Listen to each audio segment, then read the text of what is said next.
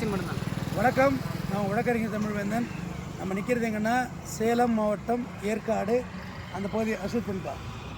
அது பார்த்திங்கன்னா இதுதான் வந்து கீழே கோரிமேட்லேருந்து உள்ளே வந்தால் செட்டிச்சாவடி உயிரியல் பூங்கா போகிற ரோடு மெக்னைட் எடுக்கிற இடம்.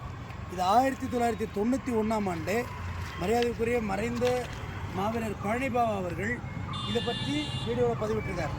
இவ்வளோ பெரிய கொள்ளை நடக்குது இந்த நாட்டில் அப்புறம் 91, இன்றைக்கி என்ன 2024, எத்தனை வருடங்கள் ஆகிவிட்டது.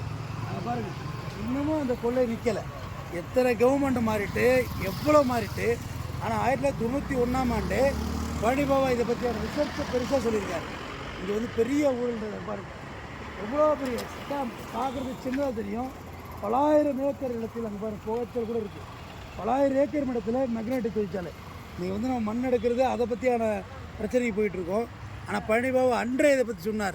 மிகப்பெரிய ஸ்கேம் இங்கே நடக்குது, மிகப்பெரிய அளவில் கனிம வளம் கொள்ளையடிக்கப்படுகிறது என்பதை பழனிபாபா சொன்னார்.